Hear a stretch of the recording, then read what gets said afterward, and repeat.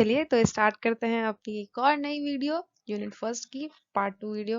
Unit first पहली वाली video में कंप्लीट नहीं हुआ था, तो इस वाली वीडियो में उसे कंप्लीट करने की पूरी कोशिश करेंगे और कंप्लीट कर भी देंगे। तो मैं अपना हाईलाइटर ले लेती हूँ, उसके बाद इट्स स्टार्टिंग। हाँ, तो अब हम पढ़ेंगे character set. Okay, character set यानी कि जिसमें बहुत सारी चीजें हों। ओके, जिन लोगों ने 10th के बाद भी मैथ्स पढ़ी होगी उन्होंने सेट्स के बारे में पढ़ा होगा। सेट्स जो होते हैं उसमें कलेक्शन ऑफ ऑब्जेक्ट्स होता है, तो कैरेक्टर सेट भी थोड़ा थोड़ा रिलेटेड है उससे। वही है, रिलेटेड नहीं, एग्जैक्टली वही है, वो कैरेक्टर्स का सेट है। Okay, in the C programming language the character set refers to a set of all the valid characters that we can use in the source program for forming words, expressions and numbers. Got that? Yes, सही समझा आप लोगों ने। Character set वो वाला set है जिसमें वो सारे कैरेक्टर्स होते हैं, whether it is alphabets, digits और सिंबल्स और स्पेसेस, जिनका हम सोर्स प्रोग्राम में यूज कर सकते हैं वर्ड्स बनाने के लिए, एक्सप्रेशंस बनाने के लिए, नंबर्स बनाने के लिए। और उन वर्ड्स, एक्सप्रेशंस और सारे नंबर्स को मिला करके आपका क्या बन जाता है? एक प्रोग्राम, राइट? एक प्रॉब्लम का सोल्यूशन। तो आपके अल्फाबेट्स जो वैलिड हैं, जिन्हें आप यूज कर सकते हैं वर्ड्स बनाने के लिए, A to Z, कैपिटल भी और स्मॉल भी। हाँ, और इस बात का जरूर ध्यान रखिएगा कि जो सी प्रोग्रामिंग है, आपकी सी लैंग्वेज जो है वो केस सेंसिटिव है, यानी कि उसमें जो अपर लेटर्स हैं उनका मतलब अलग होता है और जो लोअर लेटर्स हैं उनका मतलब अलग होता है। और उसमें जितने भी आपके डेटा टाइप्स हैं, कीवर्ड्स हैं, वो सारे के सारे किस में हैं? लोअर केस में है। इतना सभी लोग याद रखना, ठीक है?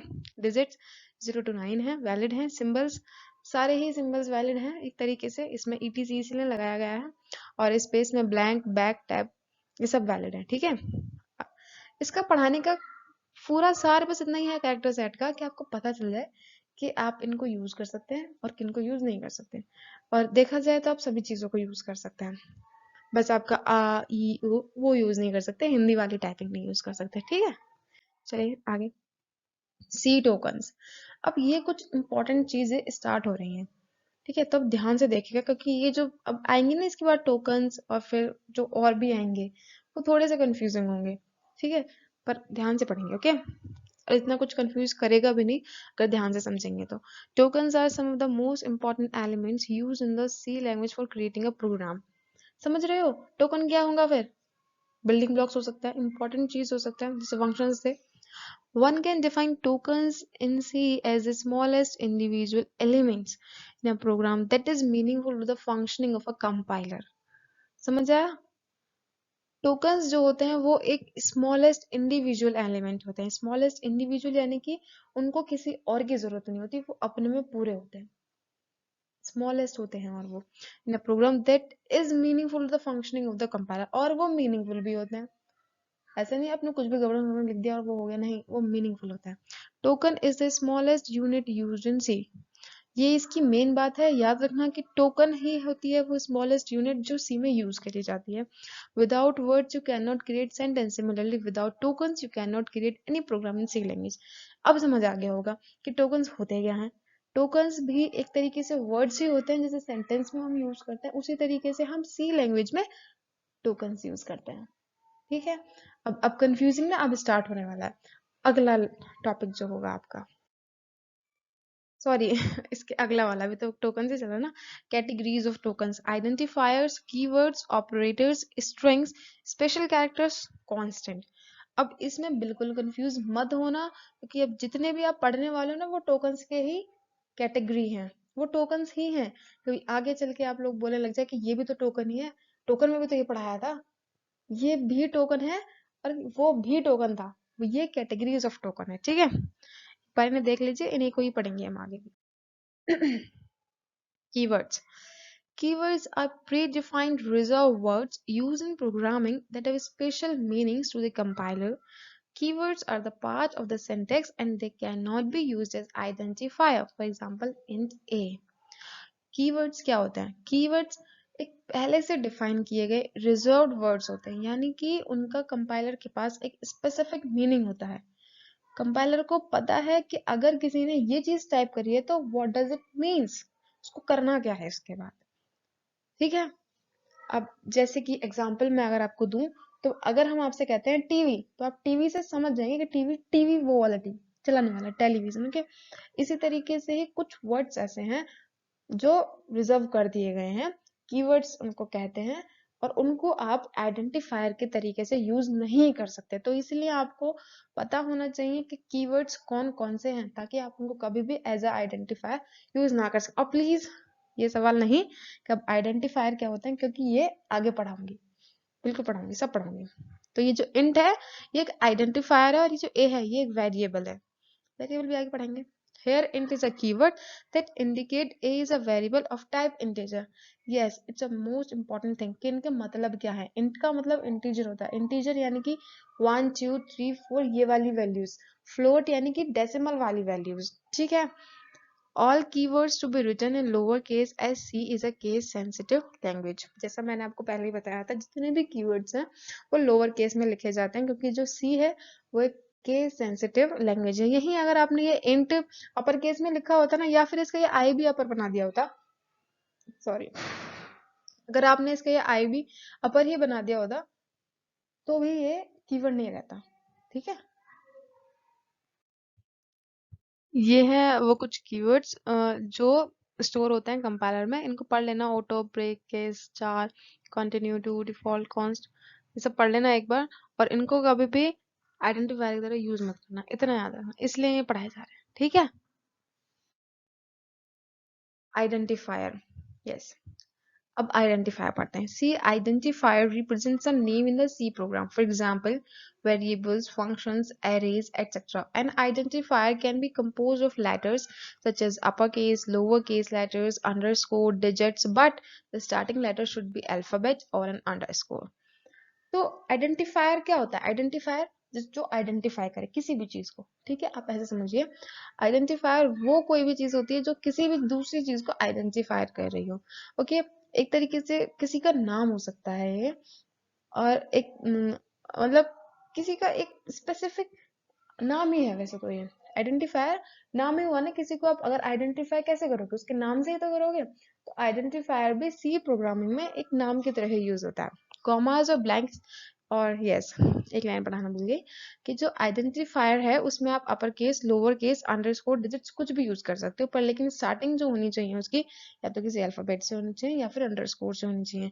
अंडरस्कोर वो जो नीचे डैश लगता है ना, उसको अंडरस्कोर कहते हैं। commas or blank spaces cannot be specified. Keyword cannot be represented as an identifier. Length should not be more than 31 characters. It should be short and meaningful.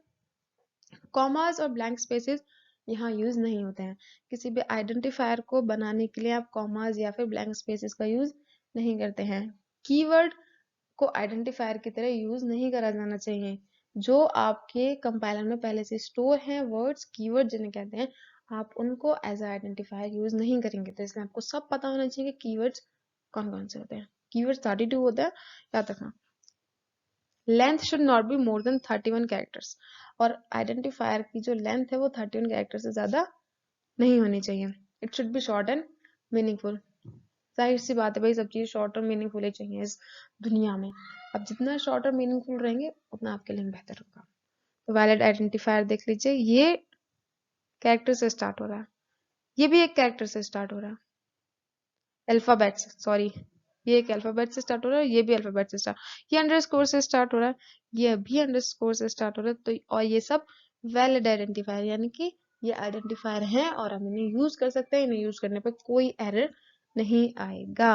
अभी इनवैलिड यानी कि जिनका यूज करने से एरर आएगा, ये डिजिट आ गया, error आएगा। यहाँ पे ब्लैंक आ गया, स्पेस आ गया, एरर आएगा। ठीक है, और यहाँ पे ये और blank, sorry, I am really sorry, ये कीवर्ड है एक, ब्लैंक के साथ साथ यहाँ पे एक कीवर्ड भी है। आप स्पेस भी यूज नहीं कर सकते हैं और ये कीवर्ड भी है। ठीक है, आई एम सॉरी, ये यहाँ पे आई एम रियली सॉरी, यहाँ पे जो ये स्पेस है ये अलग दिखाने के लिए था, इसका मतलब वो नहीं था कि स्पेस देके आप यूज करेंगे। ये जो है ये इसलिए एरर है क्योंकि यहाँ पे ये एक क्या है, कीवर्ड है, और ये यहाँ पे आपने एक ऑपरेटर इस्तेमाल कर लिया, तो इस वजह से ये एक आइडेंटिफायर नहीं बन सकता। ठीक है, I am sorry, I am really sorry, ये कीवर्ड है, इसी वजह से ये आइडेंटिफायर नहीं बन सकता, एरर शो हो जाएगी। Variable. A variable consists of letters of the alphabet, numerals, and the underscore character. It can take different values but one at a time. These values can be changed in the execution. A data type is associated with every variable. Got that? Variables. Variable क्या होता है? जो very करता रहे, right? तो ऐसा ही आपके सी में भी है. ये भी कोई अल्फाबेट हो सकता है, न्यूमरल्स हो सकता है, अंडरस्कोर हो सकता है, बट ये एक ही वैल्यू ले सकता है एक बार में. पर ये अलग अलग वैल्यूज ले सकता है, पर एक ही वैल्यू ले सकता है एक बार में. बट ये वाला बट था वो. सॉरी, गंदा joke. It can take different values but one at a time. ठीक है, आप इसको अलग अलग वैल्यू दे सकते हैं, ठीक है, पर आप एक ही वैल्यू एक बार में दे सकते हैं. यानी कि आपने पहले डिक्लेयर कर दिया एक की वैल्यू 10, फिर आपने नीचे जाकर डिक्लेयर कर दिया एक की वैल्यू 12 होगी, फिर नीचे जाकर डिक्लेयर कर दिया एक की वैल्यू 16 होगी. ऐसा आप कर सकते हैं, पर लेकिन आप ये नहीं लिख सकते a इज इक्वल टू 10, 16. ऐसा नहीं लिख सकते. These values can be changed during the execution के दौरान आप इसको चेंज कर सकते हैं. और हाँ, एक वेरिएबल जब आप लिखेंगे तो उसके साथ उसका डेटा टाइप जरूर मेंशन होगा. अगर आपके वेरिएबल के साथ उसका डेटा टाइप मेंशन नहीं होता है तो वो एरर शो करेगा. ठीक है, वो लोग कहते हैं कि डिक्लेरेशन ही नहीं हुआ वेरिएबल का, और वेरिएबल का डिक्लेरेशन होना बहुत जरूरी है. A declaration names an object such as a variable. तो डिक्लेरेशन ऑब्जेक्ट का नाम देता है, आपके प्रोग्राम को ये बताता है, आपके कंपाइलर को ये बताता है कि हम इसको आगे जाके यूज करने वाले हैं. तो अगर हम इस x या y को through out the program use कर लेते हैं तो आप प्लीज कोई भी एरर मत दिखा देना. इसलिए हम इसको पहले ही डिक्लेयर कर देते हैं. आपको we declare that a program is going to use two objects by name x and y. Initialization process of assigning a value of variable done by root. Initialization क्या होता है? आपने वेरिएबल को कोई वैल्यू देते हैं, उसको आप इनिशियलाइजेशन कहते हैं. यानी कि अगर हमने यहाँ पे x को 1 वैल्यू दी, y को 2 वैल्यू दी, then it will be called the initialization of x and y. ठीक. अभी ये टाइप्स हैं. Global variable, a variable that gets declared outside a block और a function, it is available to all the functions. जैसे मैंने आपको पहले video में बताया था ना, स्ट्रक्चर ऑफ सी के बाद एक प्रोग्राम बनवाया था एरिया ऑफ सर्कल का. उसमें जो डिफाइन था ना, हैशटैग डिफाइन पाई की वैल्यू जो थी वो डिफाइन सेक्शन था. ठीक है, वो भी एक तरीके से ग्लोबल वेरिएबल ही था क्योंकि उसमें पाई वेरिएबल. बट अगर आप स्पेसिफिकली देखना चाहेंगे तो ये देखिए, int value is equal to 32, उसके बाद वॉइड मेन आया. ठीक है, आप इस तरीके से जब करेंगे तो वो ग्लोबल वेरिएबल कहलाएगा. मेन फंक्शन से ऊपर जब कोई वेरिएबल डिक्लेयर करा जाता है तो वो ग्लोबल वेरिएबल होता है, और उसकी जो वैल्यू होती है ना, throughout the program same रहती है. आप उसको वेरी नहीं करा सकते आगे जाके. Got that? अगर इस मेन फंक्शन के ऊपर आप इसको वेरी कराएंगे तो चल जाएगा, बट इस मेन फंक्शन के नीचे आप इसको वेरी नहीं करा सकते. इसके नीचे जब आप वैल्यू लिखेंगे ना तो 32 ही लिखी जाएगी, उसके बाद आप उसको चेंज नहीं कर सकते हैं. अब लोकल वेरिएबल क्या होता है? Is a type of variable that we declare inside a block और a function, unlike the global variable. Local variable वो होता है जो हम इस मेन फंक्शन के बाद डिक्लेयर करते हैं. लोकल वेरिएबल ये होता है. और ये जो स्लैशेस लग रहे हैं ना, ये कमेंट्स के स्लैशेस हैं. अगर आप इस स्लैशेस को लगा करके अपने प्रोग्राम में लिखेंगे ना तो कोई भी एरर नहीं आएगा. ये स्लैशेस इसलिए लगाया जाता है. यहाँ पे इस स्लैश के बाद एक स्टार, और यहाँ पे स्टार, फिर डबल स्लैश फिर से. ओके, हाँ, हम यहाँ थे, देखते हैं. तो ये ग्लोबल वेरिएबल और ये लोकल वेरिएबल. और लोकल वेरिएबल की वैल्यू आप इस मेन फंक्शन के बाद डिक्लेयर करते हैं तो आप इसको पूरी प्रोग्राम में थ्रू आउट द प्रोग्राम इसको चेंज कर सकते हैं, वेरी करा सकते हैं. बट जो ग्लोबल वेरिएबल होता है ना, इसकी वैल्यू आप केवल यहाँ ही वेरी करा सकते हैं, मेन फंक्शन के बाद वेरी नहीं करा सकते. इसीलिए तो इनके नाम नाम में भी थोड़ा सा चेंज है. ग्लोबल, ग्लोबल यानी कि ग्लोबली यही होगा, इस पूरे प्रोग्राम के ग्लोबली यही चलेगा, और लोकल चेंज होता रहेगा. Constants. Constant is a value that cannot be changed during execution of the program. As we know, constant क्या होता है? जो यथागत रहे, जो चेंज ना हो, जिसकी वैल्यू हमेशा सेम रहे. जैसा कि आपको जिंदगी में रहना चाहिए, चाहे अच्छाई आए, बुराई आए, तूफान आए, कुछ भी आए, कांस्टेंट ही रहना चाहिए, right? Defining constant. Constant keyword const float pi is equals to 3.14. Hashtag define preprocessor, hashtag define pi 3.14. अब ये डिफाइनिंग कांस्टेंट है, कांस्टेंट को आप कैसे डिफाइन करेंगे, कॉन्स्ट की वर्ड से आप इसको डिफाइन कर सकते हैं। Const float pi is equal to 3.14, ये पहला मेथड हो गया। आप डाल दीजिए कि कांस्टेंट पाई जो है जिसकी वैल्यू फ्लोट में है, ये इसका डेटा टाइप है, याद रखना ये हमेशा डिक्लेयर करना पड़ता है ये बताने के लिए कि पाई की वैल्यू इसमें है, और इससे अलग अगर आपने किसी में लिख दी ना 3.14 ना लिख के आपने इंटीजर में लिख दी तो आपको फिर से एरर शो होगा। ये ध्यान रखना इस बात को, ठीक है। तो हम ये डिफाइनिंग कर रहे थे ना, या फिर आप हैशटैग डिफाइन प्री प्रोसेसर से कर सकते हैं। हैशटैग डिफाइन पाई 3.1 मैंने बताया था ना, ग्लोबली में था, ये वही वाला सिस्टम है। हाँ, अब इसका एग्जांपल देख लीजिए। कांस्टेंट डेसिमल में भी हो सकता है, ऑक्टल में भी हो सकता है, हेक्साडेसिमल में भी हो सकता है, रियल और फ्लोटिंग में भी हो सकता है, कैरेक्टर में भी हो सकता है। स्ट्रिंग, स्ट्रिंग याद रखना, स्ट्रिंग क्या होती है, कैरेक्टर्स जब मिल करके कोई वर्ड बनाते हैं तो उसको स्ट्रिंग कहते हैं, ठीक है। ये हेलो, मेरा नाम, आपका नाम, ये सब स्ट्रिंग ही है सी लैंग्वेज में, और हमारी लैंग्वेज में वो वर्ड है, ठीक है। क्या था और, हाँ ऑक्टल पता है ना, ये 7 तक होते हैं, और हेक्साडेसिमल ये 9 तक होते हैं, और उसके बाद ए से एफ तक चले जाते हैं। रियल और फ्लोटिंग तो आपको पता ही है, पॉइंट वाले, डेसिमल वाले, ये सब को आपको क्या बोलते हैं, उसमें पढ़ाया जाएगा फंडामेंटल में, ठीक है। नेक्स्ट, डेटा टाइप, इसका था इंतजार। डेटा इज अ प्लूरल और डेटम, डेटा वर्ड जो है वो डेटम का प्लूरल है, और इट इज अ फैक्ट और अ value of N attribute of an entity. ये कोई फैक्ट हो सकता है, ये किसी की भी वैल्यू हो सकती है, कुछ भी हो सकता है। डेटा, डेटा स्पेसिफिक नहीं है कि यही चीज है। डेटा, डेटा कुछ भी हो सकता है, कोई वैल्यू हो सकती है, कोई फैक्ट हो सकता है, किसी का नाम हो सकता है, किसी का पता हो सकता है, वो डेटा होता है। किसी का एड्रेस, वो आपके लिए डेटा होगा। किसी का फोन नंबर, वो भी एक डेटा है। ओके, स्कूल्स में रिकॉर्ड्स रखे जाते हैं बच्चों के, वो डेटा है। कंपनीज में, मल्टीनेशनल कॉर्पोरेशंस में अपने एम्प्लॉयज के डेटा रखे जाते हैं, उनकी डिटेल्स रखी जाती हैं, दैट इज द डेटा, ठीक है। In general, an entity is any type of thing about which data is collected. Entity कुछ भी हो सकती है, ठीक है। मैंने जैसे बताया आपको, स्कूल हो सकता है, ऑर्गेनाइजेशन हो सकती है, कोई पर्सन हो सकता है, कुछ भी हो सकता है। C supports different types of data. Storage representation of these data is different in memory. अभी थोड़ी कंप्यूटर की लैंग्वेज में बात कर लेते हैं, है क्या। डेटा जो है, डेटा टाइप, ये कुछ टाइप्स हैं जिनको सी सपोर्ट करता है, यानी कि आप इस टाइप के डेटा को प्रोग्राम में रन करा सकते हैं। जैसे कि कैरेक्टर, इंट, इंटीजर, और ये जो लिखा है ना प्रोग्राम में, ऐसे ही लिखना है, ये नहीं लिख तो मीनिंग है, प्रोग्राम में ये लिखा जाता है। Int, float, double, wide, character. Double का क्या मतलब होता है कि फ्लोट के जैसा ही होता है डबल भी, पॉइंट वाला, पर लेकिन फ्लोट जो होता है उसमें जो एक्यूरेसी होती है वो थोड़ी कम होती है, और डबल में जो एक्यूरेसी होती है ना वो उसकी दुगनी हो जाती है। जब भी तो इसकी, ये कितना साइज ले रहा है, 4 बाइट्स, और ये 8 बाइट्स ले रहा है, और वाइड वो वैल्यू लेस होता है। अब वाइड को कहीं भी यूज कर सकते हो किसी भी वैल्यू लेस चीज के लिए, यानी कि इसकी कोई वैल्यू नहीं होती है, आपको इसको यूज करना है, आप इसको यूज कर सकते हो ताकि आपके कोई एरर ना आए। ओके, एक तरीके से जब आप कोई भी फंक्शन, सॉरी एक प्रोग्राम बनाते हैं अपना, तो मेन से पहले आप वॉइड लिख देते हैं।